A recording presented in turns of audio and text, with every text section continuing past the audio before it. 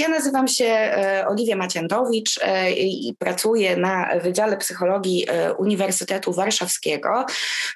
Zajmuję się w swojej pracy naukowej właśnie między innymi narcyzmem, ale bardziej taką ścieżką związaną z regulacją zachowań agresywnych i gniewu w narcyzmie, o czym dzisiaj tak naprawdę powiemy sobie tylko troszeczkę i tylko wspomnimy o tym, dlatego że to dzisiejsze spotkanie tak zaplanowałam, żeby zrobić taki troszeczkę może porządek, a może właśnie niestety czasem nieporządek w głowach, w myśleniu na temat narcyzmu, więc przejdziemy sobie tak troszeczkę przez historię, jak i takie bardziej współczesne rozumowanie tego pojęcia.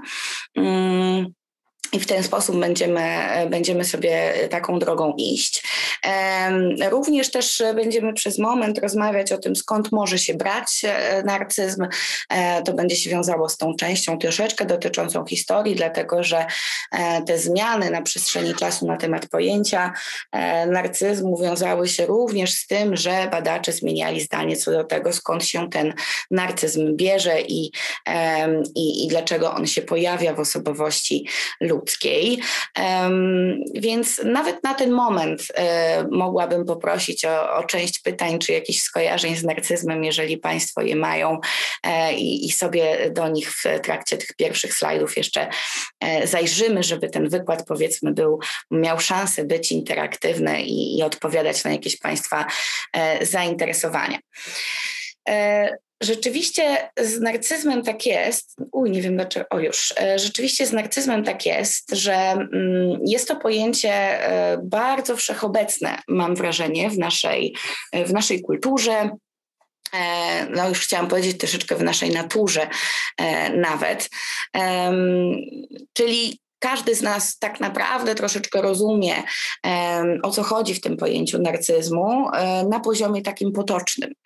Jeżeli chodzi o takie zarzewie i jakby sam początek tego pojęcia narcyzmu, no to on oczywiście ma związek z mitologią, tak? Czyli tam, gdzie wiele pojęć się zaczęło, tam zaczęło się również pojęcie narcyzmu, czyli zaczynamy od mitu o narcyzie, czyli o atrakcyjnym młodzieńcu, który skończył nieciekawie czy smutno, dlatego że zakochał się we własnym odbiciu, no i próbując to własne odbicie jakoś doścignąć, stracił swoje życie. Narcyz był, tak jak mówię, młodą osobą, atrakcyjną osobą, kochały się w nim nimfy, on też bardzo lubił polowania, ale w pewnym momencie odrzucił to życie doczesne i jakiś zachwyt rzeczywistością, która była wokół niego i jakby zanurzył się w tej miłości do samego siebie. Ja zerknę sobie, nie wiem czy na czacie, bo tutaj go jakoś nie widzę tego czatu. O, tutaj będzie. Tak, mam już na czacie jakiś. Nagrywamy. Tutaj mam pytanie, czy są jakieś badania, które przedstawiają, jakie konsekwencje powoduje wychowanie przez rodziców narcystyczne matki? Tak, są takie badania, powiemy sobie troszeczkę o nich w takim razie. I mam taki jeden slajd, po prostu na nim się zatrzymamy i będziemy troszeczkę więcej rozmawiać o narcystycznym rodzicielstwie w takim razie. No wiąże się też to tak naprawdę z wychowaniem osób narcystycznych, ale do tego dojdziemy tak za kilka slajdów dopiero, bo najpierw sobie przejdziemy, jakie mogą być narcyzmy i czym ten narcyzm współcześnie jest i potem dojdziemy do tych rodziców szczęsnych, nieszczęsnych. Ale to się cieszę, że jest takie zainteresowanie, bo to dość ważny i ciekawy temat. No zatem, jak już wiemy, co się stało w tym micie, to możemy też się zastanowić nad taką interpretacją tego mitu, tak? Z jednej strony chcemy to interpretować jako taką miłość własną, miłość do siebie samego, ale z drugiej strony jak ludzie analizują te mity, czy też oczywiście specjaliści od literatury czy mitów, mówią o tym, że narcyz nie wiedział, że to jest jego odbicie, tak? Że on nie wiedział, że zakochuje się sam w sobie, że myślał albo miały prawo się w nim pojawiać takie jakieś odczucia, że jest to jakiś innego rodzaju byt, który gdzieś tam się znajduje, czyli on nie znał swojego odbicia i nie miał świadomości tego, że jest zachwycony samym sobą. No i ten kontekst, że narcyz nie miał świadomości tego, że zakochuje się sam w sobie, nie znalazł odzwierciedlenia w takim dzisiejszym potocznym pojęciu narcyzmu, które od niego pochodzi.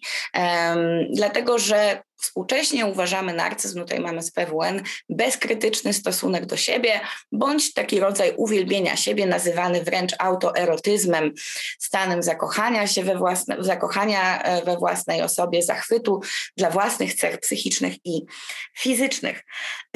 Ten autoerotyzm jest dość ciekawym pojęciem w historii badań nad narcyzmem, czy w ogóle może jeszcze nie badań, a tak naprawdę po prostu wykorzystywania pojęcia narcyzmu w psychologii, gdyż dokładnie tak to się zaczęło. Na początku psychologowie, można by powiedzieć, część z nich to byli psychoanalitycy, gdyż to był wtedy nurt taki tworzący się i który się następnie rozwijał na przełomie wieków. Na początku to pojęcie narcyza czy osób narcystycznych dotyczyło osób, które odczuwają popęd seksualny do ciała podobnego swojemu. Czyli tutaj chodziło o homoseksualizm, ale również masturbację.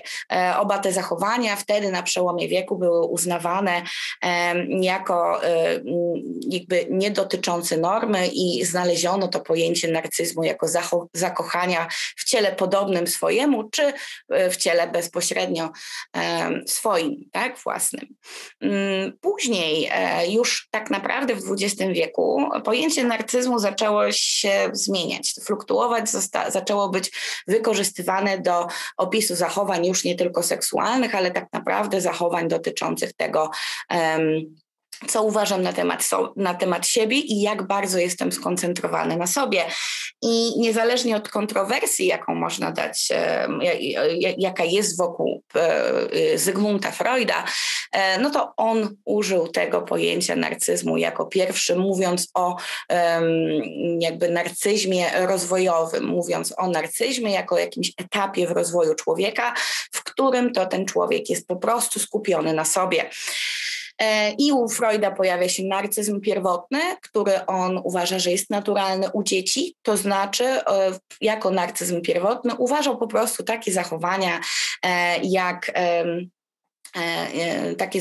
jak to, że jakby dziecko przedkłada własne potrzeby ponad potrzeby innych, nie rozumie do końca, że jego potrzeby nie mogą być na przykład zaspokojone, spełnione w tym momencie i jest, dzisiaj byśmy pewnie po prostu powiedzieli, egocentryczne.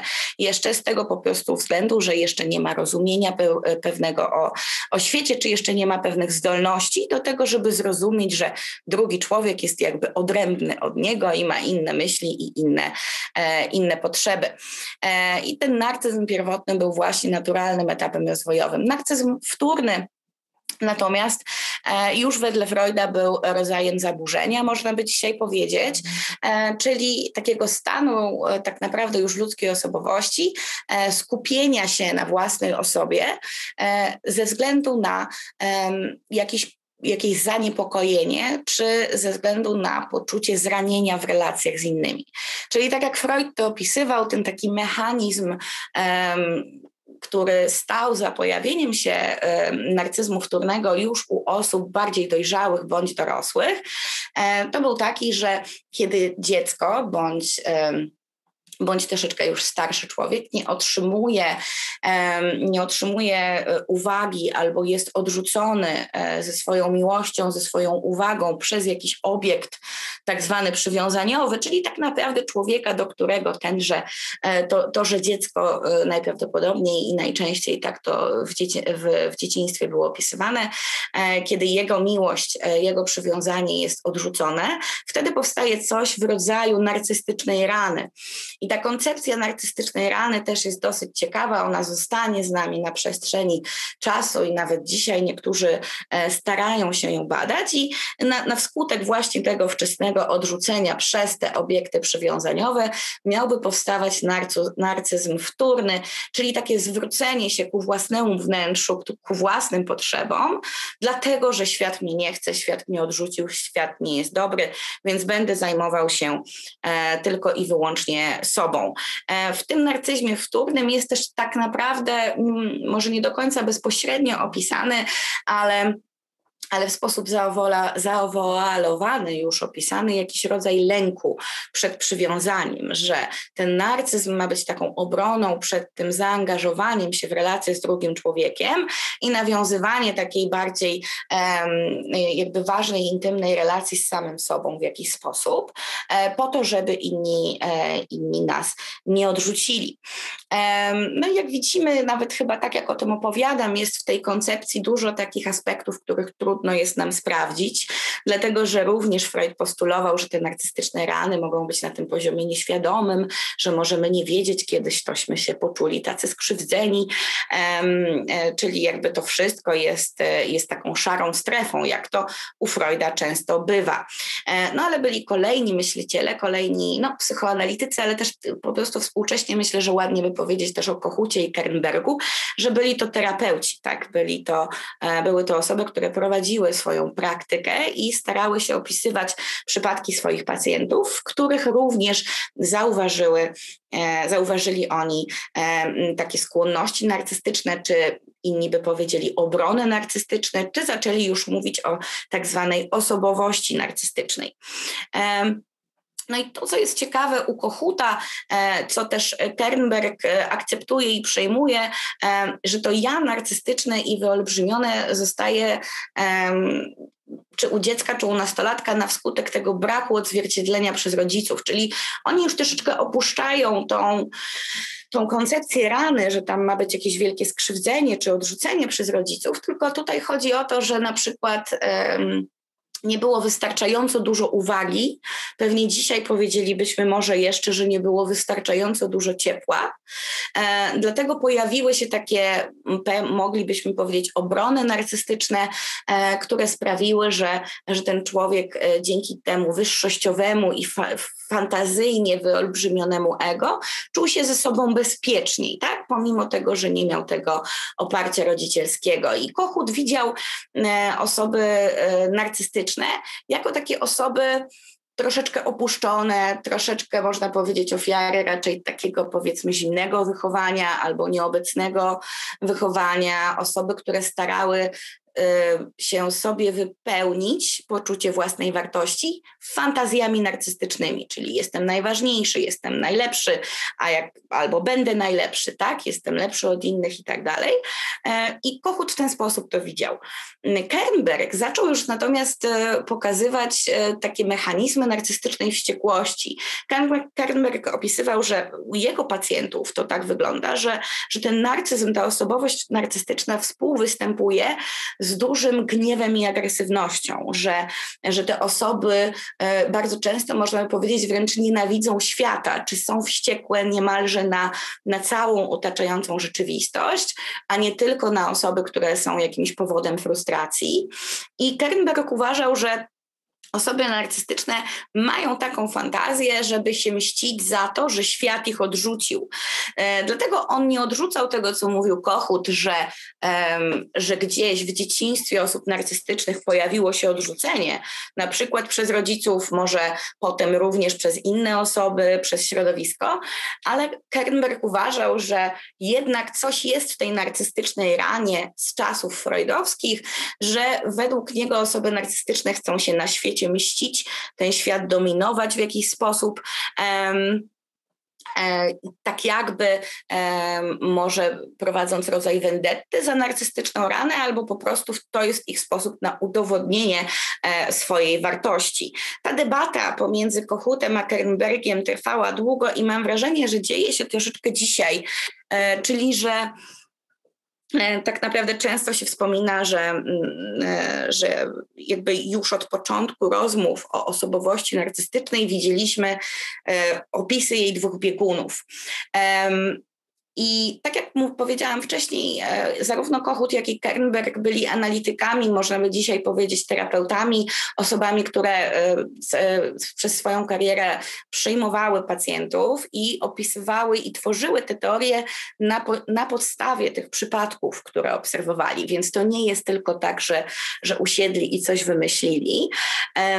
I dzisiaj szuka się przyczyny tych ich różnic w różnicach pomiędzy ich pacjentami. Jak się okazuje, Kohut prowadził terapię głównie pośród swoich adeptów swojego szkolenia, dzisiaj byśmy powiedzieli terapeutycznego, a wtedy to były takie bardziej komuny psychoanalityczne, tak, że jeden ojciec psychoanalityk miał swoich adeptów i był często ich terapeutą również, tak podobna dynamika jak między Freudem a Jungiem, którą znamy, bardziej tak potocznie. Ale poza tymi swoimi uczniami, to on również prowadził terapię osób wykształconych i też studentów różnych kierunków, głównie medycznych, dlatego że wtedy część psychiatrów czy medyków szła w stronę właśnie psychologii czy psychoanalizy wtedy. Zatem był to inny rodzaj pacjentów niż u Kernberga. Kernberg przyjmował w szpitalu psychiatrycznym. Tak? Tutaj o szpitalach psychiatrycznych przełomu wieku czy początku wieku też nie muszę pewnie mówić. Jest o tym i dużo filmów, i dużo dokumentów, i nawet horrorów science fiction na ten temat, jak źle pacjenci byli traktowani i jak jeszcze ciężko było zrozumieć te problemy psychiczne. No, Kernberg, jakby się wczytywać w te jego teksty, wydawał się być obecnym terapeutą i szczerze zaciekawionym, ale mam wrażenie, że po prostu mamy tutaj różnice w nasileniach tych narcyzmów, które opisuje Kernberg i Kohut. Myślę, że u Kernberga był to taki narcyzm zaobserwowany przy okazji innych chorób bądź innych zaburzeń psychologicznych, może silniejsze nasilenia, a może też po prostu inny rodzaj narcyzmu, bo dzisiaj mówimy o wielu rodzajach narcyzmu niż u Kohuta, który widział pewnie bardziej narcyzm w spektrum neutralnym, przynajmniej w spektrum osób, które są w stanie funkcjonować w społeczeństwie na dość wysokim poziomie, tak? Bo nadal mówimy na przykład o studentach czy młodych adeptach psychoanalizy czy nauk medycznych. Lata 90. czy przełom lat 80. i 90. Mamy tutaj tezę Milona na temat tego, że tak naprawdę narcyzm może być przecież tylko czymś wyuczonym.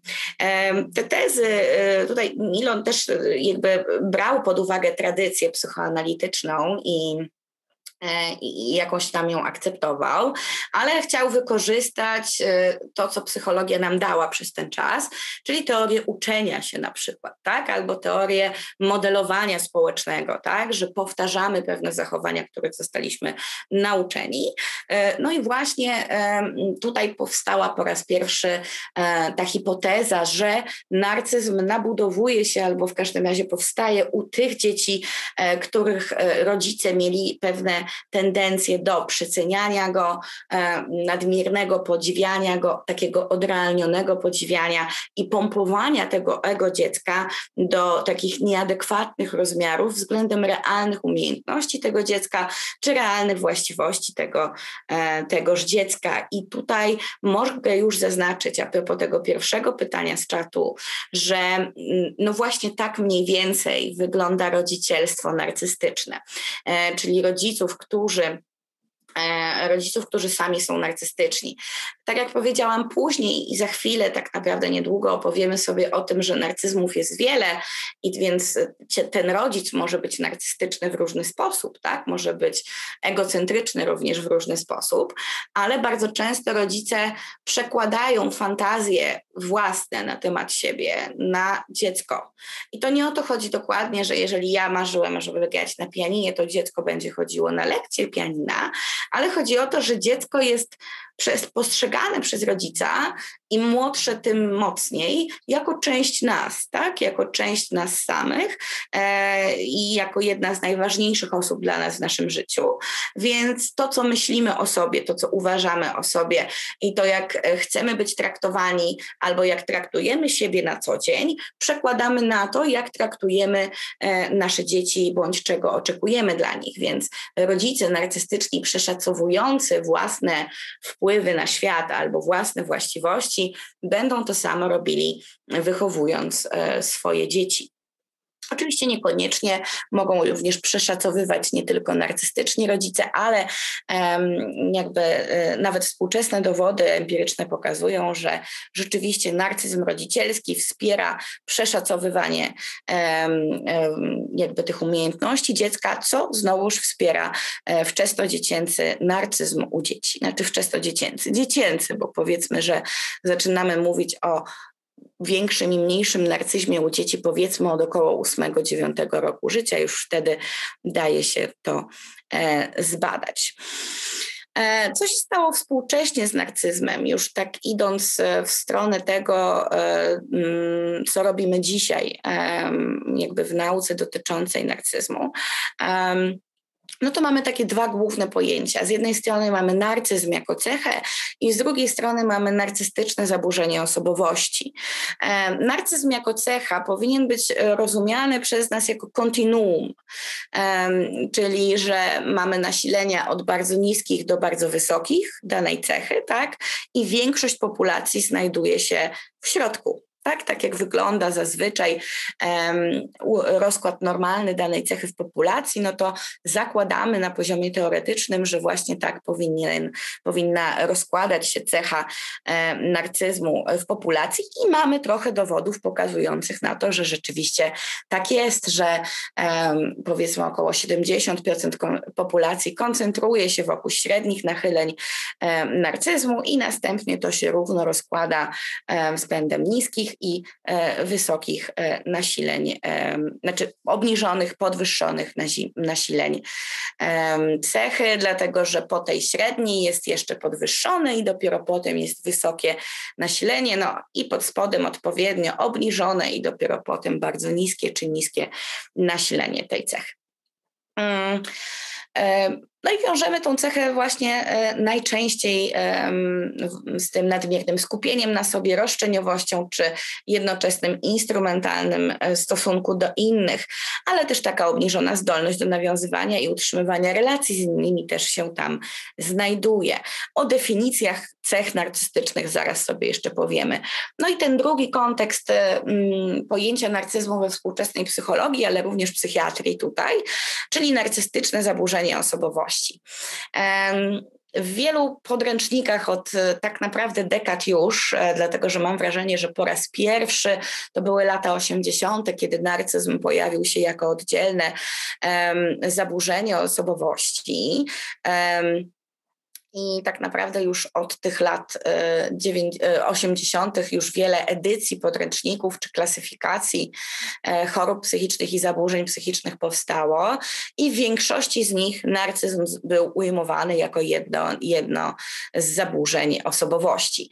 Żeby mówić o tym, czym jest zaburzenie osobowości, to pewnie moglibyśmy mówić o tym godzinę, a nie ma na to potrzeby, ale w każdym razie tak na szybko jest to nie jest choroba psychiczna, to jest jakiś rodzaj, można by użyć słowa ekstremalnej albo wyjątkowej, no właśnie zaburzonej, czyli nie neutralnej konstrukcji osobowości, po czym poznajemy, że osobowość jest zaburzona jako kategoria zaburzonych osobowości, no to są to osobowości niedostosowane do norm społecznych, tak? To są jakieś utrwalone wzorce zachowania czy funkcjonowania emocjonalnego, które sprawiają, że te osoby są niedostosowane do życia społecznego, bądź powoduje to u nich cierpienie czy problemy natury osobistej.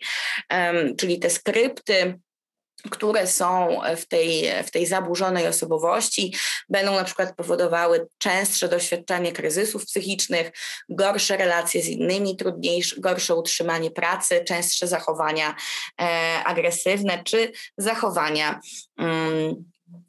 zachowania ryzykowne. Jeżeli chodzi o narcystyczne zaburzenie osobowości, no to myślę, że tak na poziomie wyobraźni możemy sobie po prostu wyobrazić bardzo wysokie nasilenia cech narcystycznych, czyli osoby, które są w dużej mierze niezdolne do zachowań empatycznych, ale również po prostu do takich wyobrażeń sobie tego, co mogą czuć inni ludzie i dlaczego to jest ważne, że po prostu, że nawet powinniśmy brać perspektywę drugiego człowieka pod uwagę. To są też osoby, które charakteryzują się taką potrzebą bycia podziwianym, bycia na świeczniku, ale również wyższą potrzebą niż taka, którą możemy powiedzieć uznalibyśmy za normę, czy nawet taką podwyższoną. Tutaj raczej musimy szukać tych kategorii patologicznych. No i taką niezdolnością często, z taką to się wiąże też niezdolnością często do nawiązywania głębszych relacji. No właśnie dlatego, że żeby nawiązać te głębsze relacje z drugim człowiekiem, to jakiś poziom empatii, współodczuwania, zauważania drugiego człowieka, rozumienia drugiego człowieka jest potrzebny.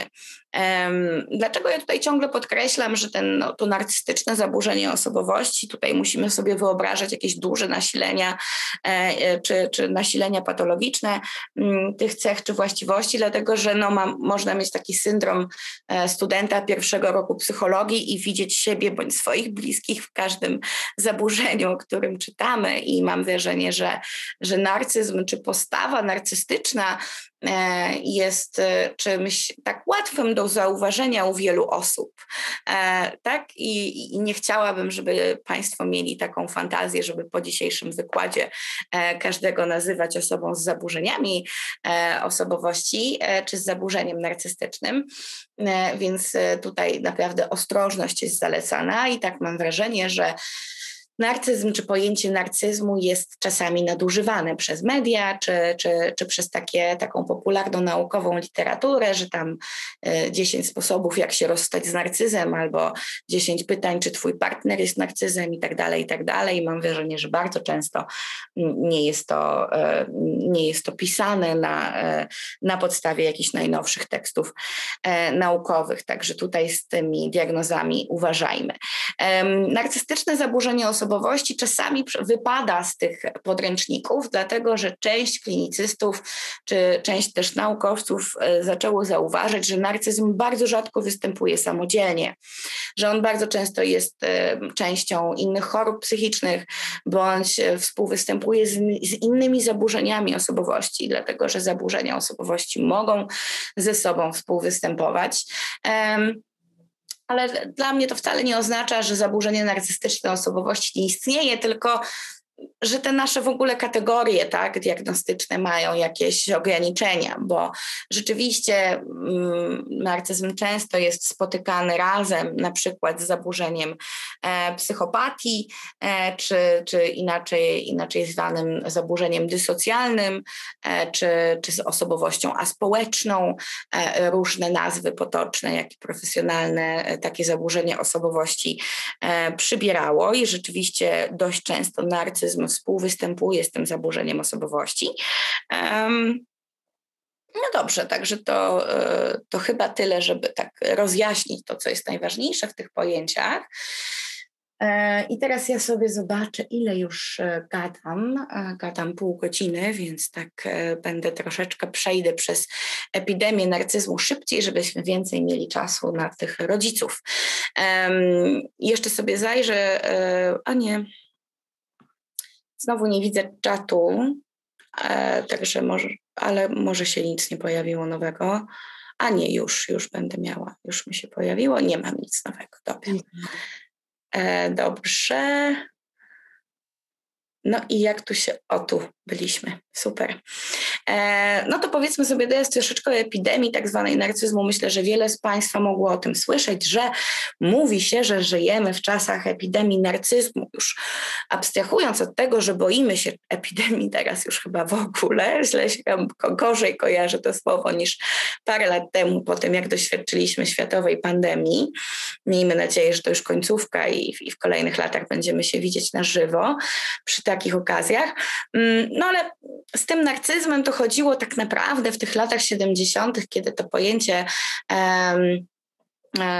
to pojęcie przyszło razem tutaj z Christopherem Lashem, który stworzył właśnie książkę, którą tutaj cytuję. Ona ma bardzo wiele kolejnych nowych wydań z nowymi przedmowami, także jeżeli ktoś byłby zainteresowany takimi studiami socjologicznymi, to zdecydowanie zapraszam.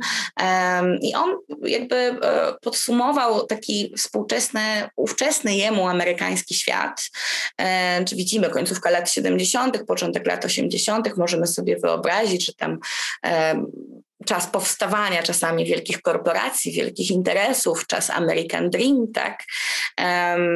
I jakby też takiej masowej kultury, otwierania się na świat i rzeczywistość, przenoszenie się do wielkich miast kontra te małe miejscowości i tak dalej. I jakby mam wrażenie, że Lash to trafnie nazwał, mówiąc o tym nastawieniu na indywidualny sukces i zaspokojenie własnego ego i o takiej troszeczkę z czasem coraz większej dewaluacji jakichś takich wartości, które niosą ze sobą w środku takie poświęcenie, tak?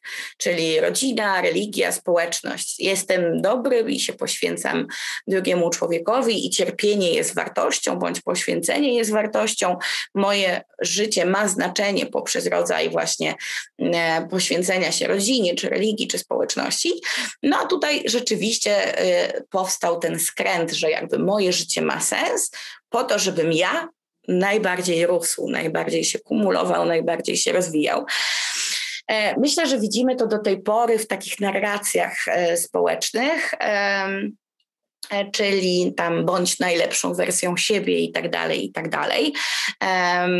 Myślę, że taki rozwój osobisty, rozwój indywidualny stał się wartością nadrzędną. Może mamy do czynienia powoli ze schyłkiem tej kultury, albo inaczej, z pikiem i doczekamy się schyłku, bo widać czasami w przestrzeni publicznej zmęczenie i wyśmiewanie tych tez o tym byciu najlepszą wersją siebie i ciągłym dążeniu do samorozwoju, więc oto nadchodzi pytanie, czy najmłodsze pokolenie, czy najmłodsze generacje już są tym zmęczone i chcą być zwykłą wersją siebie z telefonem w ręku i Netflixem w tle, tak? Może oni już nie potrzebują jakby czegoś udowadniać sobie czy światu, nie wiemy, dowiemy się pewnie z czasem, jak będą wyglądały te nowe generacje, pewnie.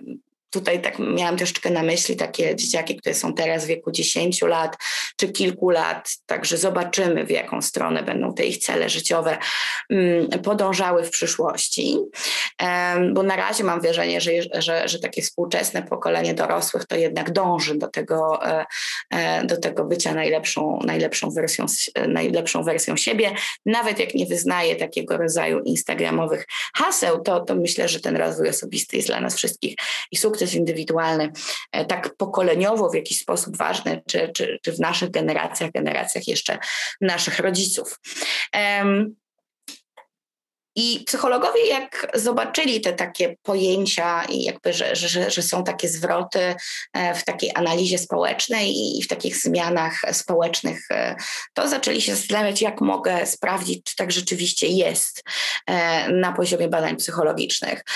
No i mamy tutaj metaanalizę bardzo niosłą Twenge i Campbella, która wykazała 30% wzrost wyniku w jednym z najpopularniejszych narzędzi Narcissistic Personality Inventory, najpopularniejszych narzędzi badających narcyzm, i to były takie 2 pokolenia amerykańskich studentów.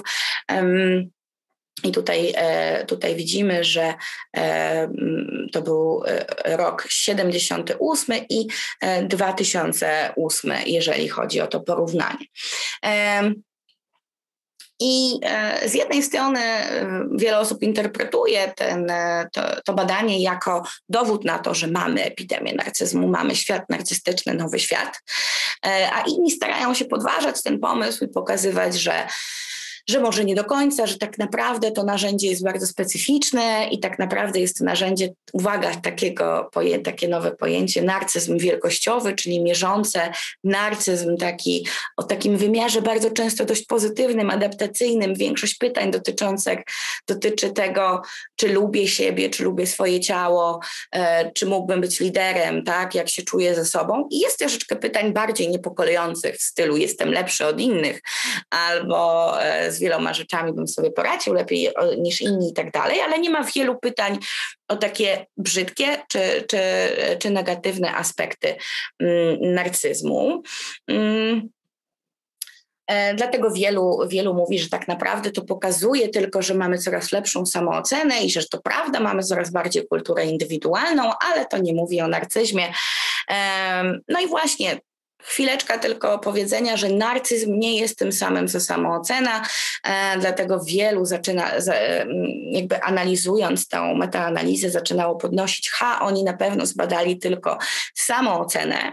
Rzeczywiście na przestrzeni pokoleń w samoocenie czasami pokazywane są jakieś wzrosty, ale nie zawsze. Są też badania, doniesienia pokazujące, że ta samoocena, zwłaszcza taki rodzaj bezpiecznej samooceny, takiego ciepłego lubienia siebie, czasami nawet spada, tak, pomiędzy generacjami, więc trudno jest powiedzieć. Ja uważam, że jeżeli są badania na to, że czasem rośnie, czasem spada, czasem się nie zmienia, to znaczy pewnie, że zazwyczaj się nie zmienia i po prostu w niektórych populacjach jakichś bardzo specyficznych u nich na przykład rośnie, a u nich spada. Istnieją też hipotezy czy interpretacje, że spada samoocena z generacji na generację, czy w rodzinach, czy w społecznościach, które są nastawione na to, że ciągle nie jesteś wystarczająco dobry. Tak? Czyli ciągle musisz osiągać coś więcej, że to jest jakby twoja samoocena zależy od twoich osiągnięć i tam ta samoocena między generacjami będzie raczej spadała, a w społecznościach czy rodzinach, gdzie jesteś świetny i wszystko będzie dobrze, zawsze sobie poradzisz i zawsze cię kochamy i jakby jak się coś nie udaje, to nie zawsze twoja wina, może później możesz zrobić coś lepiej, ale może niekoniecznie musisz, to tam raczej ta samoocena się albo nie zmienia, albo nawet ewentualnie może rosnąć. No i właśnie, samoocena i narcyzm są czymś tak naprawdę zupełnie innym. Czasami można powiedzieć, że różne aspekty samooceny wchodzą w narcyzm, tak? Czyli że osoby wysokonarcystyczne mogą być osobami, które bardzo lubią siebie, tak? Albo bardzo akceptują siebie.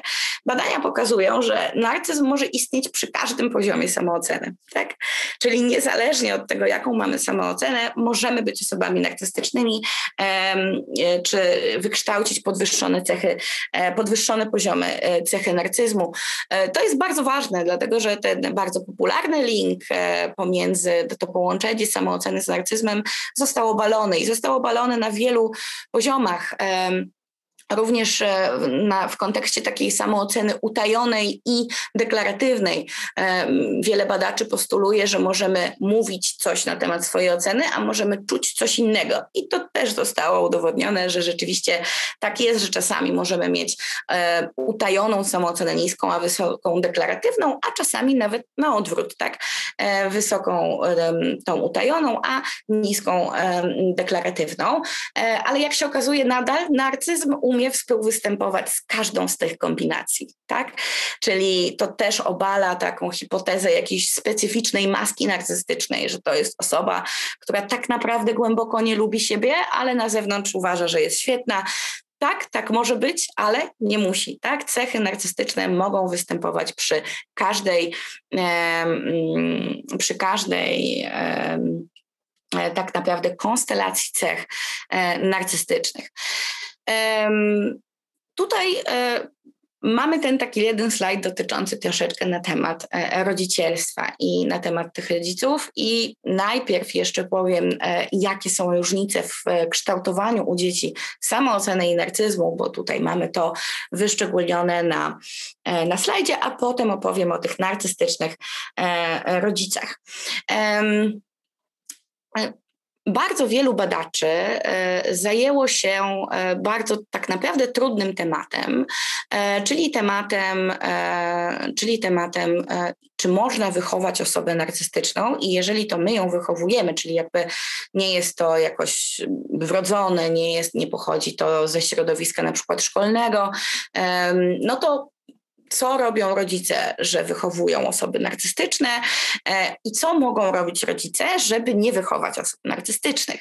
I tutaj mówimy zwłaszcza o tym takim narcyzmie albo patologicznym, albo dezadaptacyjnym. Niekoniecznie mówimy o zaburzeniu osobowości, ale o nasileniach takiego narcyzmu, który będzie miał negatywne konsekwencje w życiu codziennym.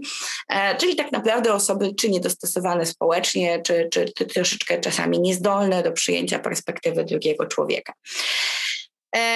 Najwięcej badań na ten temat przeprowadzili tutaj panowie, których widać na slajdzie, Konstantin Sedikides, ale również Brummelman, ale też Thomas Sander z Utrecht University. Oni zajmowali się właśnie badaniem często całych rodzin, tak? Zarówno rodziców, jak i dzieci i przeprowadzili również Eddie Brummelman razem z Sanderem Thomasem badania takie podłużne pośród dzieci w szkołach. U nas to by się nazywało szkoła podstawowa, tak? Czyli te badania zaczynały się u dzieciaków w wieku około 8 lat. Wtedy już uważa się, że można zacząć wnioskować jakoś na temat cechy narcyzmu u dzieciaków. No i jak się okazuje, narcyzm wiąże się z bardzo specyficznymi zachowaniami rodzicielskimi. Czyli rodzice, którzy postrzegają swoje dzieci iluzorycznie i przekazują dzieciom iluzje na temat ich własnej wartości, ich własnego performance'u, chciałam powiedzieć, ale poziomu wykonania różnych rzeczy, tak? Czyli tego, jak sobie radzą z różnymi zadaniami, to oni częściej wychowują dzieci narcystyczne, czyli takie tak zwane przeszacowywanie rodzicielskie. I ja wiem, że jakby jest taki żart, że dzieci dzielą się na genialne i cudze, tak? Że jakby tam koszula bliżej ciału i tak dalej, że jakby wszyscy kochamy swoje dzieci bardzo i jakby przeszacowujemy ich wartość czy ich właściwości, ale tutaj nie chodzi o ten taki normalny i ciepły system, tak? Tutaj chodzi o to, że dziecko dostało 5 z biologii, to będzie, nie wiem, noblistą, albo może nie aż tak? Ale na pewno będzie lekarzem albo tam weterynarzem i jakby nie są to jakieś żarty, pomysły czy otwarte rozmowy, tylko jakieś rozszerzone plany i też windujące się wymagania, tak? Bo musimy pomyśleć, co idzie za takimi wyolbrzymianiem, tak? Za tym wyolbrzymianiem idzie też taki rozdźwięk, tak? Czyli mam być olimpijczykiem, bo wygrałem szkolny konkurs, tak? A tak naprawdę przecież nie jestem aż tak dobry, to co to znaczy, że muszę pracować mocniej albo udawać, że jestem świetny, tak, żeby nikt się nie dowiedział, że jednak nie jestem świetny, tak? Więc czasami u dzieci już takiego rodzaju fantazje mogą zacząć się pojawiać i to może wspierać takie fantazje wielkościowe, takie iluzoryczne postrzeganie rzeczywistości. Kolejna sprawa, wyższość, poczucie, że jestem lepszy od innych, albo to często się zaczyna poczuciem, że powinienem być lepszy od innych. Tak? Czyli to też często rodzice robią i warto tego nie robić albo robić to jak najrzadziej, porównywać dzieci pomiędzy sobą, tak? Czyli też swoje dzieci do dzieci właśnie tych cudzych, tak? I jak to nasze dzieci są najlepsze albo powinny być lepsze, tak? Od Jasia albo Stasia dostałeś gorszą ocenę, ale to tak naprawdę jesteś lepszy od Jasia czy Stasia, więc po prostu na przyszły sprawdzian musisz się dużo uczyć. No i tam się może już pojawiać fantazja, dostałem gorszą ocenę od Stasia albo Jasia, ale jestem przecież i tak lepszy od Stasia albo Jasia. Więc z jednej strony mogę spróbować to udowodnić i uczyć się więcej, a z z drugiej strony może nie muszę, bo pomimo tego, że dostałem gorszą ocenę, to jestem lepszy. Tak? Więc takie poczucia wyższościowości u dzieci może już to porównywanie się z innymi jakby powodować, czy leżeć u podstawy tego. Kolejna sprawa, wrażliwość, czyli torowanie u dziecka wrażliwości na informacje zwrotne i takiej chwiejnej samooceny momentami. Pokazywanie mu, że szacunek i uwaga, które mu dajemy, jest warunkowy, tak? Czyli karanie poprzez ignorowanie na przykład.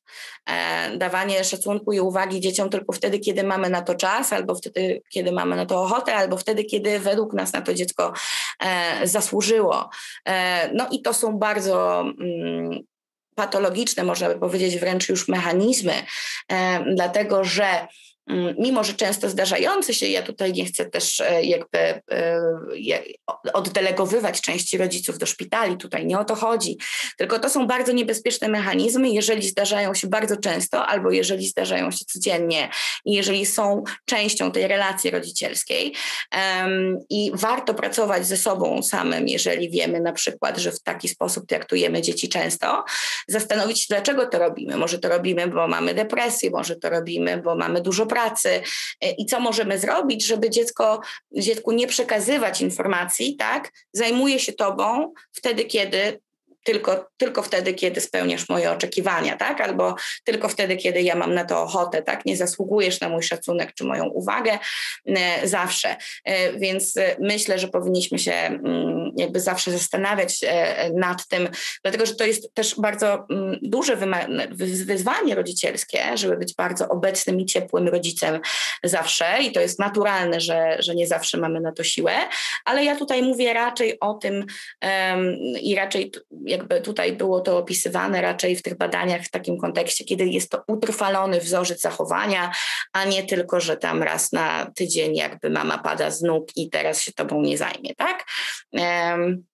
Więc raczej tutaj chodziło o takie mechanizmy. I wracając do narcystycznych rodziców, może powinien już się pojawić obraz takiego rodzica, który tego wszystkiego, o czym mówię, robi bardzo dużo. Tak? To bardzo często jest narcystyczny rodzic. Bardzo często to jest rodzic, który sam ma właśnie taką konstrukcję osobowości. Niekoniecznie zaburzenie osobowości, to może być podwyższone nasilenie cechy narcyzmu, ale on to robi dlaczego? No właśnie dlatego i przede wszystkim przez to, że sam czuje się podobnie i sam ma takie potrzeby do spełnienia, tak? U siebie, we własnym ego, że on potrzebuje być lepszy od innych, on na co dzień przeszacowuje własne umiejętności po to, żeby nie czuć się na przykład źle w jakichś sytuacjach albo bronić się przed negatywnymi informacjami zwrotnymi. I dlaczego ten rodzic narcystyczny to często robi? No właśnie dlatego, że pewnie uważa, że musi zasłużyć czy na szacunek, czy na uwagę, czy na różne inne wartości, które powinno się dostawać od najbliższych, niezależnie od sytuacji. Narcystyczni rodzice mają taką, to nie chodzi o to, że są to osoby, które całkowicie nie rozumieją swoich dzieci, ale są to osoby, którym trudniej jest rozumieć to pojęcie dziecka jako odrębnego człowieka i myślę, że czasami niektórym rodzicom może być to trudno zrozumieć, nawet jak nie są narcystyczni, tak, że jakby nie mamy pełnej kontroli nad życiem dzieci, abyśmy chcieli dla ich bezpieczeństwa przecież, to czasami jest trudne dla wszystkich, a dla osób narcystycznych jest to, czy wysoko narcystycznych to będzie jeszcze bardziej trudne, tak? Dlatego, że im będzie trudno postawić się w sytuacji drugiego człowieka i czasem nawet postawić się w sytuacji własnego dziecka, tak? Więc ta relacja pomiędzy rodzicem narcystycznym a dzieckiem ma szansę być taką relacją bardziej oddaloną. Nawet jeżeli jest bliska na poziomie tego, że rodzic wszystko wie, co się dzieje w tym życiu, ma dużą kontrolę albo często spędzają razem czas, to ma często szansę i tak być oddalona na poziomie emocjonalnym, tak? Dlatego, że nie rozumiem albo nie zawsze rozumiem emocji, przeżyć, odczuć, pragnień tego dziecka, bo zakładam, że powinny być takie jak moje, tak? Albo, że te moje są po prostu ważniejsze, bo ja wiem lepiej i te osoby narcystyczne mają taki po prostu skrypt funkcjonowania i tu nie chodzi o to, że ja bym chciała zdejmować z nich odpowiedzialność, bo oni zdecydowanie mają zdolność też czasem zrozumienia, że to nie jest tak, jak im się wydaje, ale po prostu ta zdolność nie jest tak duża jak u innych i żeby ją rozwijać, to warto chodzić na terapię na przykład. Więc tutaj ten wątek jeszcze tego narcystycznego rodzica. A co możemy robić, żeby wspierać w dziecku samoocenę? Taką dobrą samoocenę bez tego narcyzmu obok, to przede wszystkim wystrzegać się wszystkich tych rzeczy, które badania pokazują, że wspierają rozwój narcyzmu i do tego nieadaptacyjnego, a starać się w ten sposób jakby prowadzić to dziecko przez życie i ten obraz dziecka, znaczy ten własny obraz dziecka na ten tak, to masło maślane czasem wychodzi w języku polskim, no ale chodzi o to, że to, co dziecko myśli o samym sobie, tak? Prowadzić to tak, jak jest tutaj na żółto przy samoocenie. Czyli realizm, realistyczne informacje zwrotne. Ja wiem, że nam się wydaje, że wszyscy rodzice przeszacowują i uważają to własne dzieci jako genialne, ale pomyślmy tak teraz, że bardzo wielu rodziców jednak realnie podchodzi, nie można tak robić, tak? Zrobiłeś coś niedobrego, teraz kolega płacze, tak? Albo jakby dostałeś złą ocenę, ale widziałem, że mało się uczyłeś, tak? Kiedyś jak dostałeś dobrą ocenę, to siedziałeś tydzień jakby wieczór w wieczór z książką, a teraz to tak jakby 2 dni. Więc bardzo wielu rodziców, pomimo tego, że uwielbia i często przeszacowuje i chwali się swoimi dziećmi i tak dalej, daje im bardzo często realne informacje zwrotne, tak? Tego się nie robi, bo ktoś cierpi, tego się nie robi, bo normy społeczne, tak? Albo tutaj dostałeś gorszą ocenę, albo gorzej ci poszło, bo widziałem, że włożyłeś mniej pracy, tak? I tak dalej, i tak dalej. Więc ten realizm jest bardzo ważny i takie uczenie się dawania realnych informacji zwrotnych. To jest też ważne dla dziecka, że to kształtuje taki obraz samego siebie i pewnie powinniśmy dbać o to, żeby ten obraz był dla dziecka ciepły, tak? Żeby dziecko nie myślało o sobie jako o złym człowieku albo nie dość dobrym człowieku, ale też powinniśmy dbać o to, żeby ten obraz był realny, tak? Bo jeżeli będziemy dziecko wychowywać w bańce bycia najpiękniejszym, najmądrzejszym, geniuszem, księżniczką, modelką, modelem, jakby nie wiem, w Ameryce to rozgrywający, a w Polsce może, nie wiem, jakiś piłkarz na jak to się nazywa, ten, co strzela gole? No w każdym razie na przykład Lewandowski. Więc jakby i wtedy wyobraźmy sobie, że takie dziecko napompowane tym, jakie jest wyjątkowe, idzie do świata i co się tam dzieje, tak? Okazuje się, że nie, że to wszystko jest nieprawda. I z takiego piedestału spada się dłużej, tak? I uderza się mocniej. Istnieją też badania pokazujące, że dzieci z nierealną samooceną, jak wchodzą do szkoły, to wychodzą z tej szkoły z samooceną gorszą niż dzieciaki, które weszły z samooceną realniejszą, tak? Dlatego, że spadły mocniej i czasami nie były w stanie się podnieść. Tak? Albo nie były się w stanie podnieść już tak wysoko. Także ten realizm w kształtowaniu takiego poczucia własnej wartości jest naprawdę ogromny. To jest bardzo niedoceniona siła takiego realnego postrzegania. Mamy jeszcze rozwój, czyli koncentracja na rozwijaniu siebie niezależnie od rozwoju innych, czyli tak jakby można być najlepszą wersją siebie, tak? Ale przede wszystkim to nie będzie znaczyło, że rok temu byłeś najgorszą wersją siebie, tak? I też nie będzie to znaczyło, że musisz być lepszy od wszystkich innych wokół. Musimy bardzo uważać, myślę, że nie tylko w pracy z dziećmi, ale też z samymi sobą, żeby nie zapędzać się w porównania z innymi, tak? Dlatego, że zawsze może być lepiej, wyżej, tak? Jakby ktoś wymyślił Teslę, prawda? I jakby ktoś dostał Nobla, tak? Więc zawsze może być wyżej, lepiej. I to może jakby to porównywanie się do innych, co też widzimy i pokazują badania na temat mediów społecznościowych, może doprowadzać do spadków w samoocenie, nawet do problemów depresyjnych. Więc koncentracja właśnie na rozwijaniu siebie, na sprawianiu sobie radości z rzeczami, które robimy, które są dla nas dobre, jest zdecydowanie wyzwaniem i warto dzieci tego uczyć od samego początku, bo myślę, że wszyscy dorośli, którzy mają problem z porównywaniem się i czuciem się źle potem, wiedzą, że trudno się wychodzi czasem z takiego koła, więc jak się da dzieciom te możliwości wcześniej, to tym będzie im łatwiej radzić sobie na przykład z social mediami i jakby sukcesem i pięknem wszechobecnym, kiedy człowiek miałby ochotę uznać, że czuje się z tym wszystkim beznadziejnie.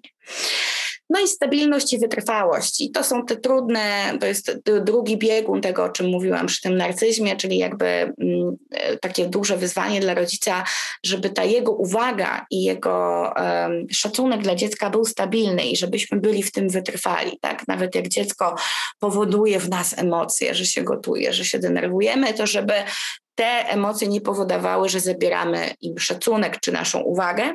Tak?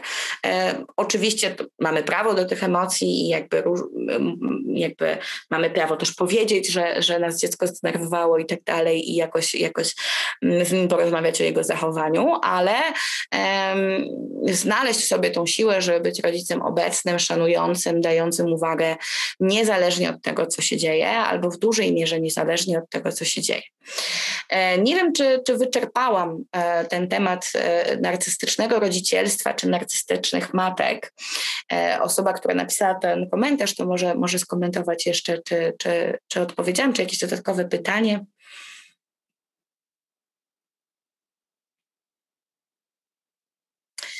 W każdym razie, jeśli chodzi o narcystyczne matki specyficznie względem ojców, no to jakby dlaczego jest tak dużo literatury teraz na temat matek? No dlatego, że one mają często silniejsze emocjonalne więzi z dziećmi, tak? Więc często super, bardzo się cieszę, bardzo, bardzo dziękuję. Więc one mają po prostu taką silniejszą, intensywniejszą często więź emocjonalną z dziećmi. Tutaj nie chodzi mi o to, że jakby nie mają takiej mężczyźni, ale zwłaszcza na tych w początku życia, tak? Więc no, w psychologii się bardzo dużo mówi o tym pierwszym roku, pierwszych 3 latach.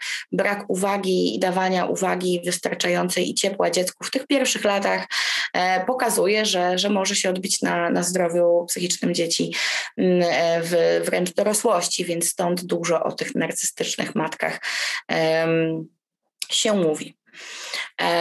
Dobra, to pójdziemy dalej.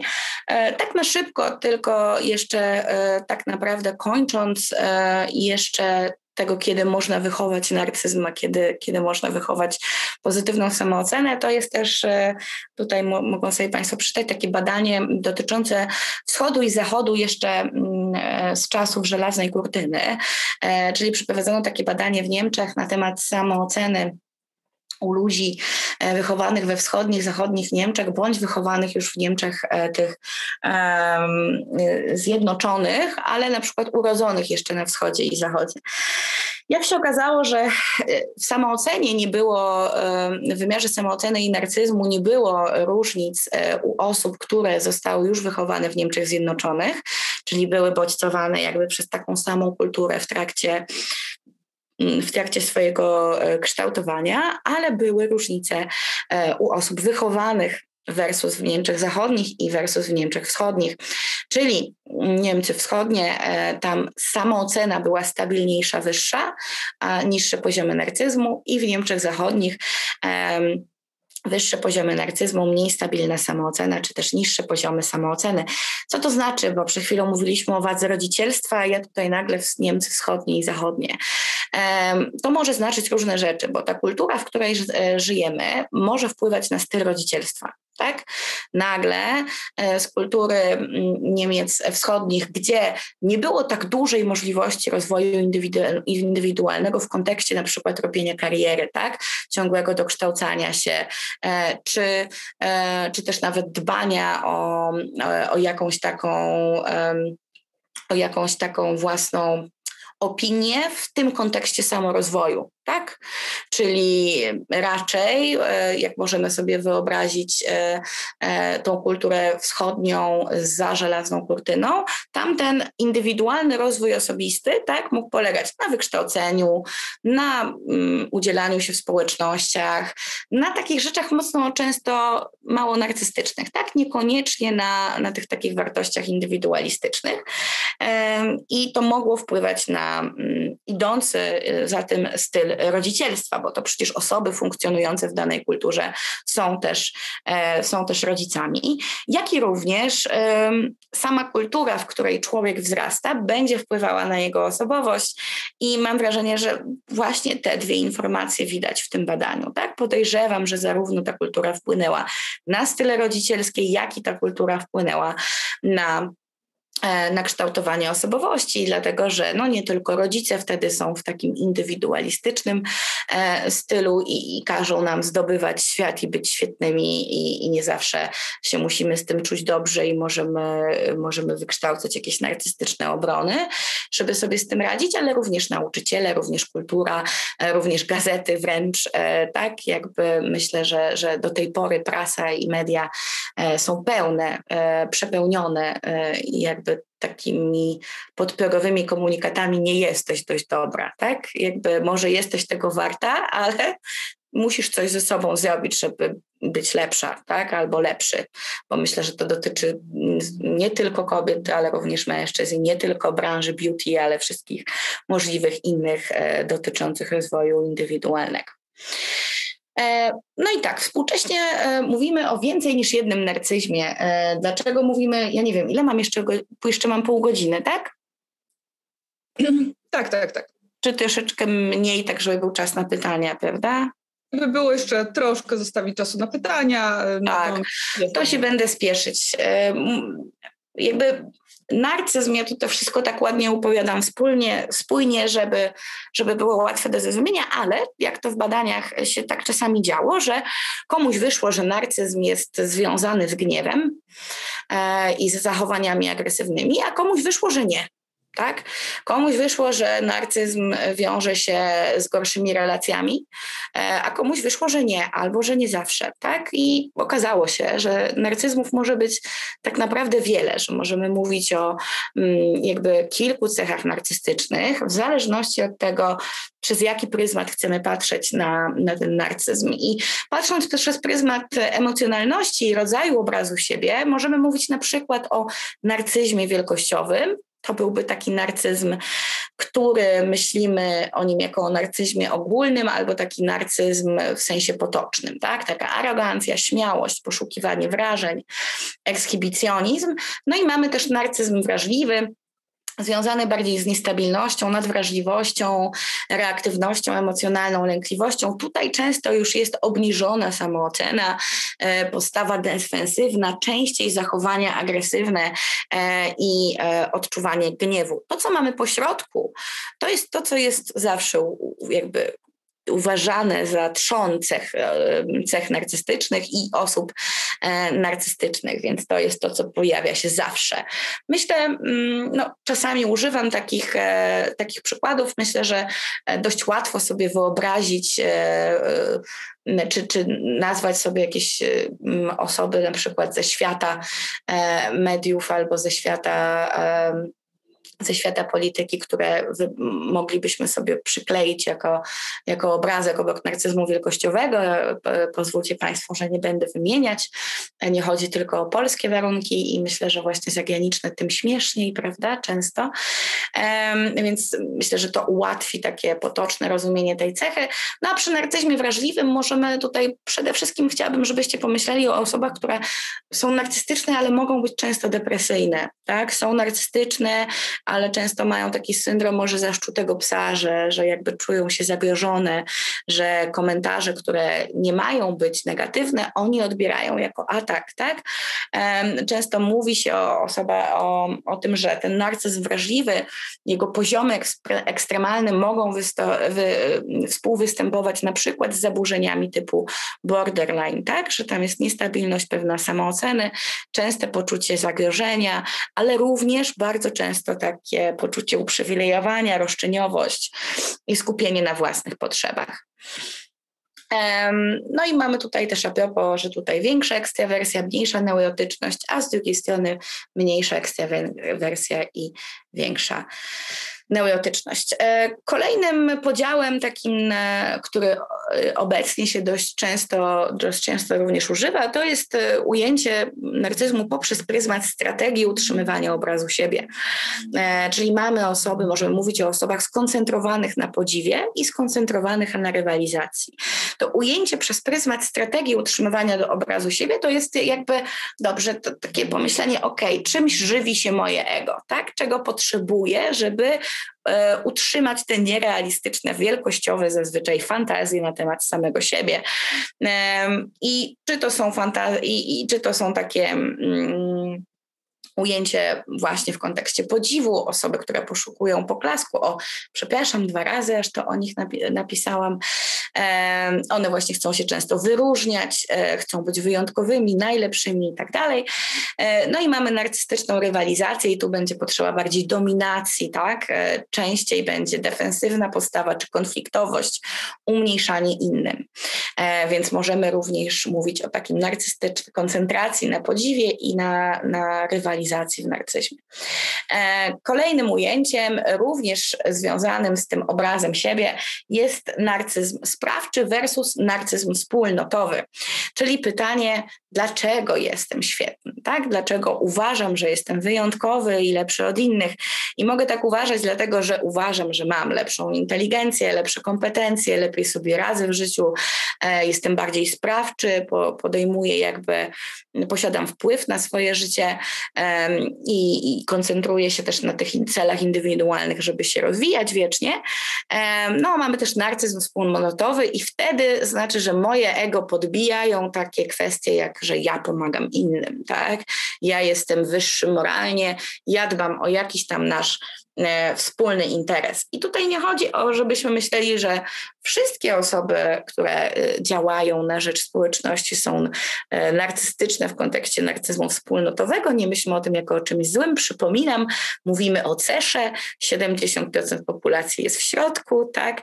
Jakiś część populacji jest powyżej, poniżej średniej, więc po prostu możemy też mówić o takim współistnieniu tego trzonu narcystycznego z tymi kwestiami wspólnotowymi. Także to też również aktualnie się bada.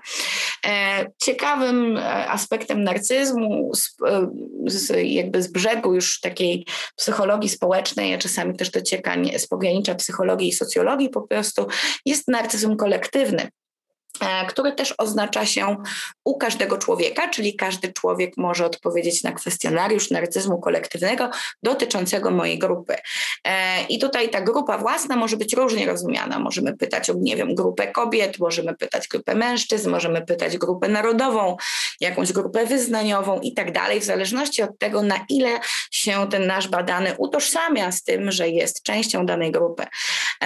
No i tutaj mamy, tak jak jest napisane, że ten narcyzm kolektywny jest takim wymiarem mówiącym o nasileniu przekonania o wielkości i wadze naszej grupy własnej i potrzebie zewnętrznego uznania wartości tej grupy. I z jednej strony nam się wydaje, że fajnie, żeby ludzie wiedzieli o mojej grupie i że moja grupa jest świetna, nie ma w tym nic złego, prawda? Tylko że najczęściej, jak wskazują badania, narcyzm kolektywny, jego podwyższone nasilenie wiąże się też z wrogimi postawami wobec grup obcych, czyli jednak moja grupa jest świetna, ale to też znaczy, że inne są gorsze, tak? Albo to też znaczy, że inne są złe i zagrażają na przykład statusowi mojej grupy, moja grupa jest zasłużona, albo, co też często niebezpieczne, nadrzędna i trzeba owszem rozszerzać prawa grup, ale tylko mojej grupy, a nie grup innych, tak?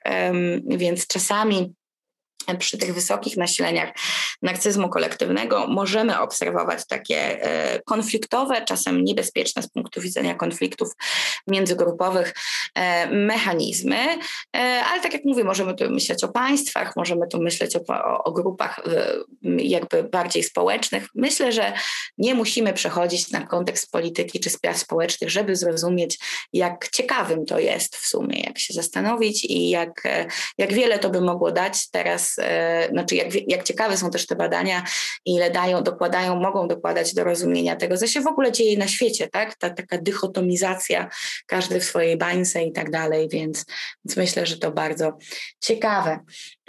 Narcyzm w życiu codziennym, tak już na szybciutko. Mówiliśmy o tym wszystkim trochę już, tak naprawdę podsumowujemy. Deficyty empatii, tendencje do gniewu i agresji. Ta koncepcja narcystycznej furii związana z narcystyczną raną, czyli że po prostu przez jakieś wewnętrzne poczucie skrzywdzenia czy tej nienawiści do świata, jak jeszcze wcześniej u Kernberga, osoby narcystyczne mają taką łatwość do reagowania agresywnego. Dzisiaj trudno powiedzieć, jak to jest. Czasami narcyzm okazuje się być jednoznacznie związany z gniewem i agresywnością, czasami nie do końca jednoznacznie. Jak się okazuje, to jest kwestia nasilenia, czyli w normie zazwyczaj nie występują takie związki, takie korelacje. Częściej występują takie związki, takie korelacje z gniewem i agresywnością u osób o podwyższonej cesze narcyzmu. I też, jak się okazuje, osoby narcystyczne przez to, że mogą być różnie narcystyczne, też z różnych powodów mogą wpadać w gniew i zachowywać się agresywnie, na przykład z powodu zagrożenia, tak jak mówiłam wcześniej przy narcyzmie wrażliwym, ten syndrom bardziej zaszczutego psa, można by powiedzieć, bądź też po prostu z poczucia wyższości, tak, bardziej w tym narcyzmie wielkościowym, mi się należy, ja mogę, ty jesteś mniej ważny ode mnie. No i te deficyty empatii, które tak naprawdę bezpośrednio się w tym wiążą. Konsekwencje narcyzmu w relacjach i nadal mówimy tutaj raczej o korelacjach, tak? Korelacja to nie jest związek przyczynowo-skutkowy i to nie znaczy, że wszystkie osoby narcystyczne tak mają. To tylko znaczy, że wykryto taką zależność, tak? Że im osoba jest wyżej narcystyczna, tym częściej na przykład sprawia wrażenie na przykład w speed datingu, że jest charyzmatyczna i urokliwa, gdyż takie speed datingowe były również badania na temat osobowości ludzkiej. Są to osoby, które często mają też historię większej ilości partnerów. Można by to uznać jako taki biologiczną zaszłość większego sukcesu reprodukcyjnego potencjalnego. W każdym razie i dlaczego potencjalnego? Dlatego, że w dzisiejszych czasach nie jest to tak proste, że wystarczy mieć jakieś krótsze związki, żeby mieć ten sukces reprodukcyjny, tylko trzeba nawiązywać te relacje takie długotrwałe, prawda, w których wszyscy mają się czuć bezpiecznie i tutaj jest problem z osobami narcystycznymi. Pojawiają się trudności w utrzymaniu dłuższych relacji, dłuższych związków ze względu na to właśnie, że do tego jest potrzebne dawanie poczucia bezpieczeństwa partnerce czy partnerowi, a osoby narcystyczne raczej trudno jest im przestać zachowywać się egocentrycznie.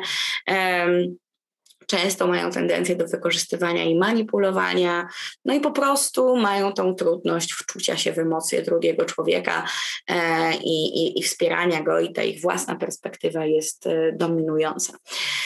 Konsekwencje narcyzmu w pracy, mam wrażenie, że to jest bardzo mocno badany temat i też taki temat, który jakby też jest mocno wykorzystywany w takiej przestrzeni paranaukowych czy popularno-naukowych, że narcystyczni czy psychopatyczni szefowie są bardzo skuteczni, robią świetne kariery, bo idą do sukcesu po trupach. A tak naprawdę badania nie są tak jednoznaczne, jakby się wydawało i to są raczej tylko stereotypy, o których myślimy. Rzeczywiście tak jest, że narcyzm bardzo często współwystępuje z takim wymiarem przywództwa, tak? Osoby o podwyższonej cesze narcyzmu częściej są liderami, czy to takimi liderami naturalnymi w grupie na przykład projektowej, czy też liderami tak na poziomie hierarchii. Ale nadal mówimy o narcyzmie jako nasileniu, tak? Jako o cesze, więc nie wszyscy z tych liderów będą osobami bardzo wysoko narcystycznymi.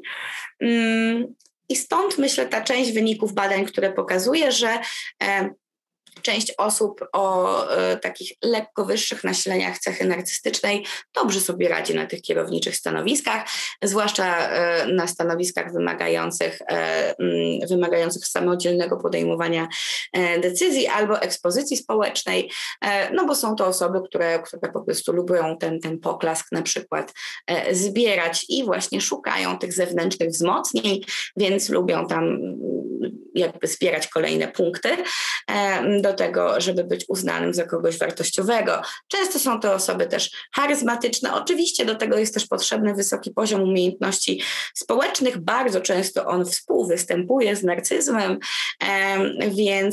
więc większość osób z podwyższoną cechą narcyzmu taki poziom umiejętności społecznych ma. Ale większość badań wskazuje, że jednak osoby narcystyczne częściej mają gorsze relacje w pracy, częściej wykorzystują innych, czy ładują się w takie konflikty interpersonalne. I nadal to są badania korelacyjne, czyli im wyższy narcyzm, tym częściej się takie rzeczy zdarzają, czyli nadal nie muszą się takie rzeczy zdarzać, kiedy ten narcyzm nie ma jakiegoś bardzo wysokiego nasilenia, a nawet czasem się nie zdarzają, pomimo tego, że ktoś jest mocno narcystyczny. Bo nie tylko narcyzm bierze udział w tym, jakby dlaczego ludzie się kłócą na przykład. Tam są też inne rzeczy, które biorą w tym udział. Ale rzeczywiście też badania pokazują, że podwładni mają mniejsze szanse na samodzielność w pracy,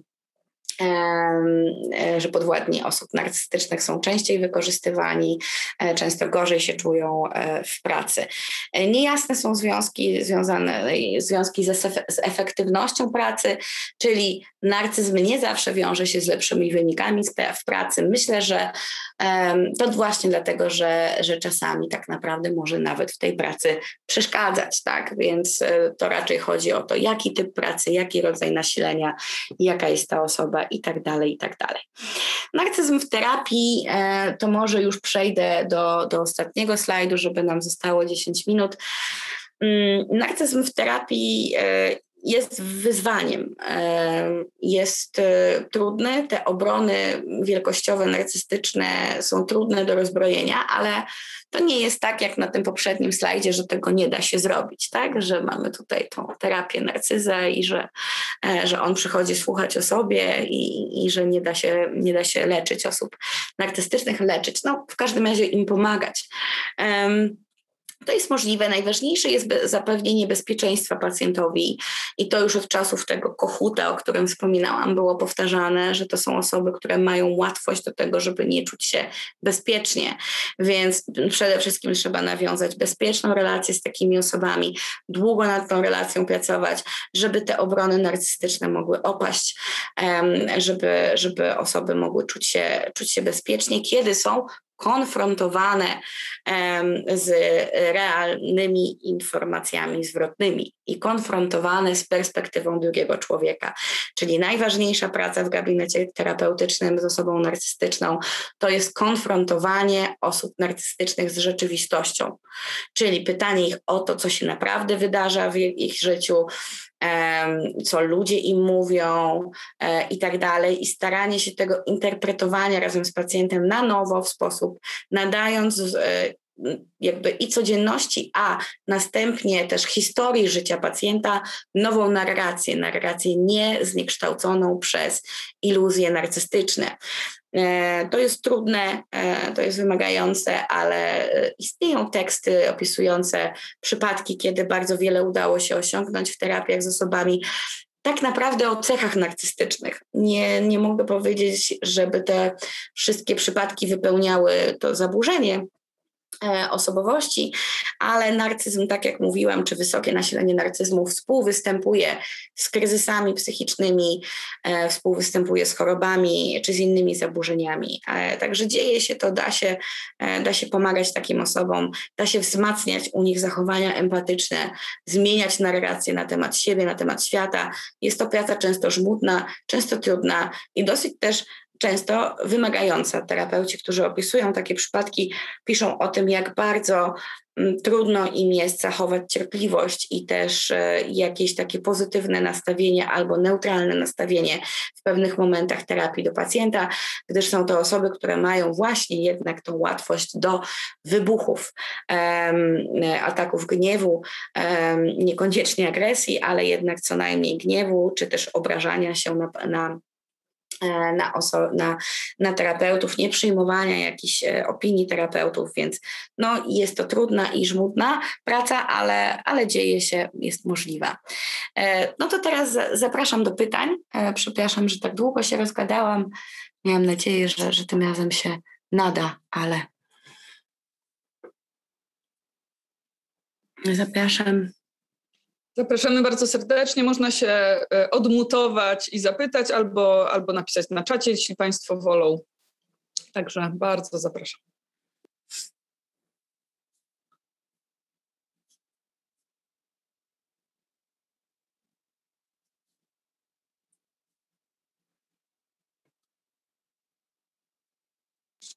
To może skoro Państwo się zastanawiają jeszcze nad tym, jakie pytanie zadać, to może ja zapytam, bo mnie taka jedna rzecz bardzo interesuje. To znaczy, jak to w ogóle się dzieje, że narcyzi trafiają na terapię? Bo wyobrażam sobie, że to jest w ogóle bardzo trudna sprawa, jeśli mamy w swoim otoczeniu, wśród bliskich osób, na przykład osoby narcystyczne.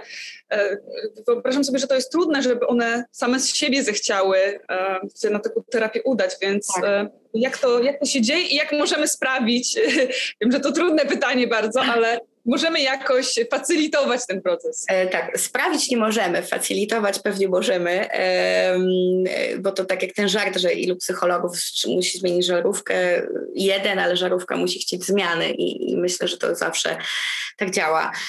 Rzeczywiście osoby o wysokiej cesze narcyzmu są osobami, które rzadko wątpią w siebie i rzadko uważają, że potrzebują procesu terapeutycznego, ale to nie jest tak, że nie widzą, że coś jest nie tak w ich życiu, jeżeli występują pewne problemy. Mianowicie często jest tak, że takie osoby trafią najpierw na przykład na terapię małżeńską albo na terapię zarządzania gniewem, albo przydarzy im się kryzys. To nie jest też tak, że są to osoby, które nie mają kryzysów emocjonalnych.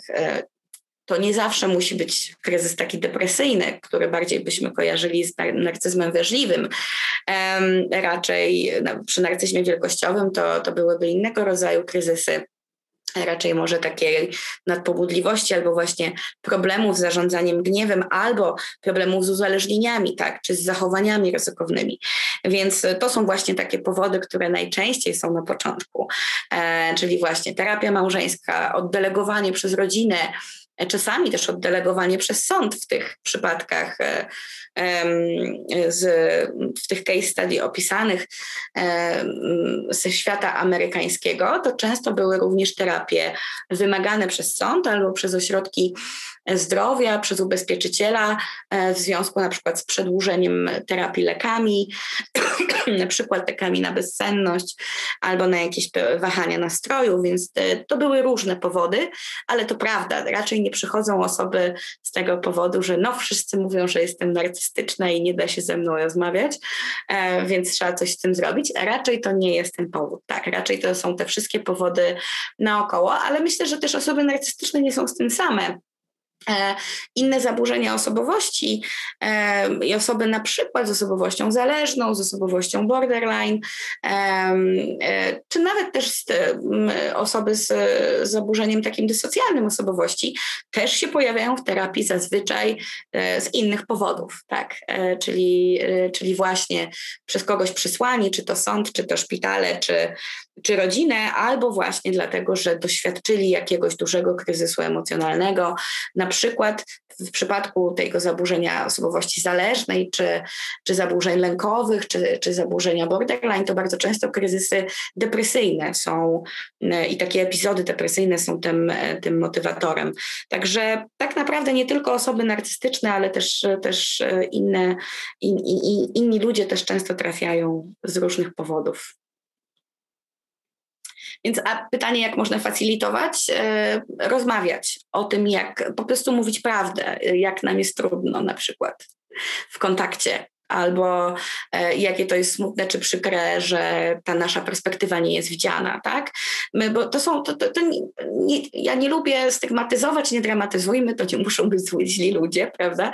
Tak im się wydarzyło, taką mają osobowość, może mają zaburzenia osobowości i oni często bardzo też jakby ciepło się zakochują i chcą tworzyć związki i jest na przykład, czy zależy im na relacjach w pracy, ale po prostu nie umieją tego robić.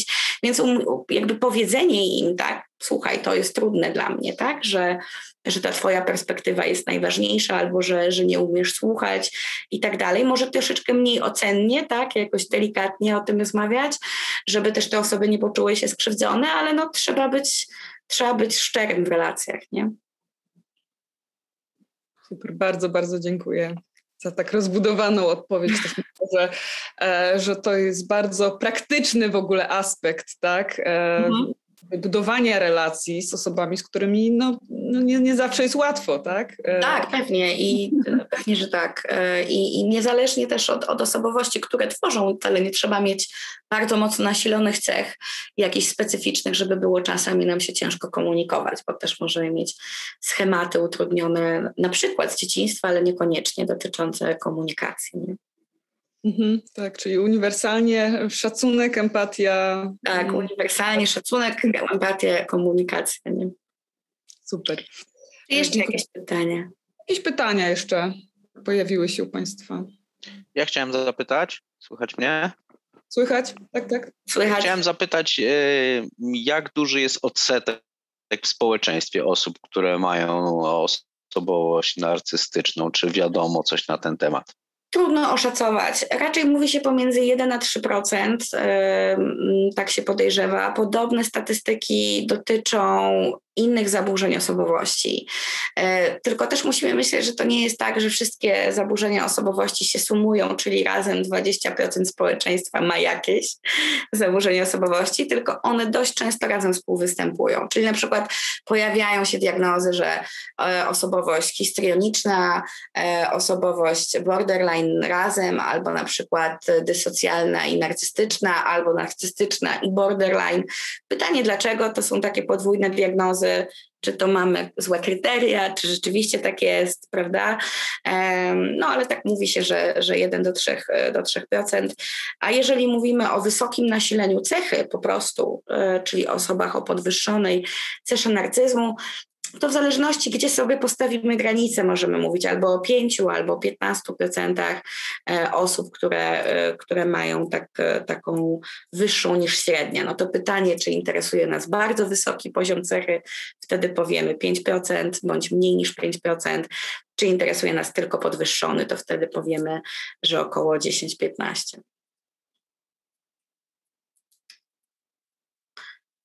Czy jeszcze jakieś pytania? Pojawiło się pytanie na czacie od pana Alberta. Czy są jakieś badania na temat korelacji braku ojca w rodzinie, a narcyzmem u chłopca w dorosłym życiu wychowanego przez matkę? Nie znam takich badań, to dosyć specyficzna sytuacja,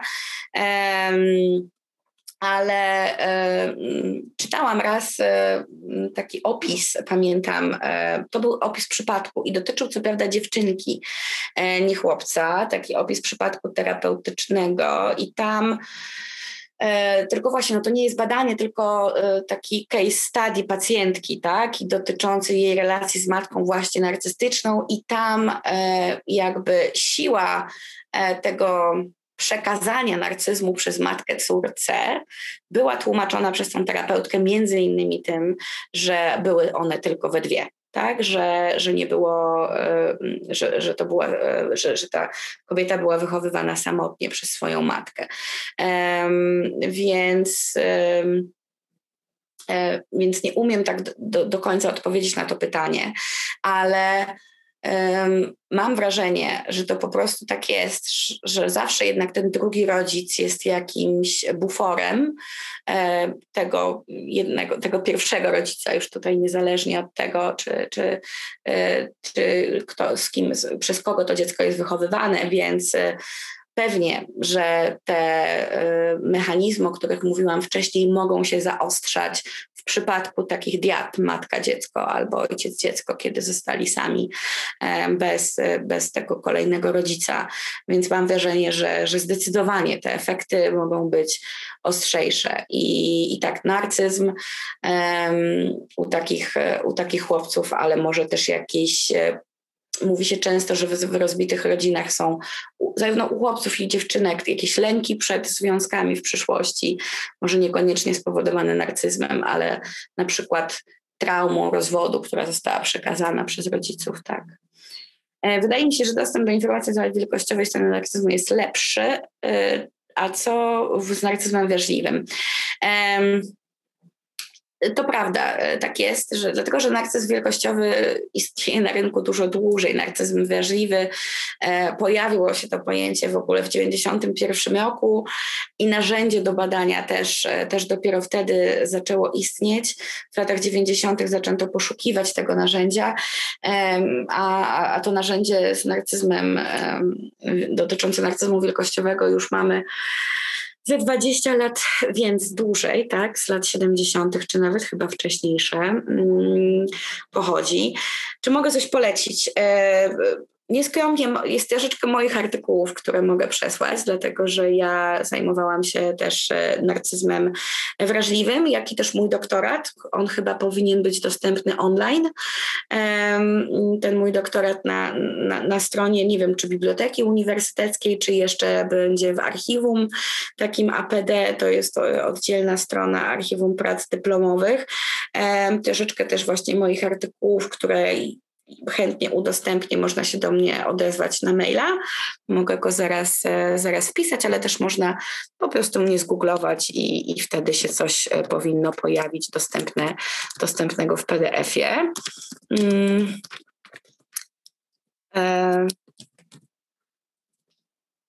psychoww.edu.pl. Jeszcze bardzo dużo ciekawych artykułów i też trochę po polsku napisała Anna Czarna, pani doktor z Krakowa. Bardzo fajny artykuł, dostępny online na poziomie googlowania Anny Czarnej, nazywa się Narcyzm z perspektywy 120 lat istnienia pojęcia. I tam jest bardzo dużo informacji na temat historii narcyzmu, też o narcyzmie wrażliwym i z tego, co pamiętam, ten rozdział Anny Czarnej też jest dostępny w internecie, że jak zgooglują Państwo, to znajdą. Nie ma jeszcze książki, przynajmniej tak nie kojarzę, żeby była jakaś książka, którą mogłabym zalecić i miałaby dość dużo napisane na ten temat i byłaby w języku polskim. To nie, ale jeżeli ktoś chciałby szukać podręczników amerykańskich, to jest podręcznik Trait of Narcissism. I tam jest dość dużo o narcyzmie wrażliwym. Taki podręcznik. Czy jeszcze jakieś pytania?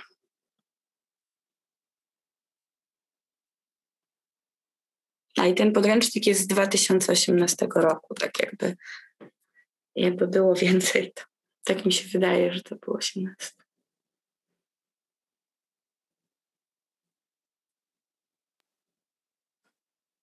Okej, nie widać, nie słychać kolejnych pytań. Było bardzo dzisiaj dużo informacji, więc tak.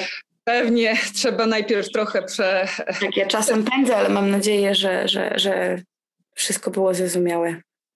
Zrozumiałe i bardzo, bardzo fajnie przedstawione, także tutaj jeśli będą Państwo mieli kolejne pytania, to bardzo po prostu myślę, że możemy zaprosić Państwa do kontaktu bezpośredniego z Panią doktor. Tak, zapraszam pewnie. Tak, a już patrzę, jesteśmy parę minut po czasie, także już nie będziemy przedłużać. Także bardzo dziękuję Państwu za udział w naszym dzisiejszym wykładzie, jak i w poprzednich wykładach. No i cóż, zapraszam za rok. Dziękujemy bardzo. Też dziękuję, że Państwo byli. Do zobaczenia. Dziękujemy bardzo. Do zobaczenia.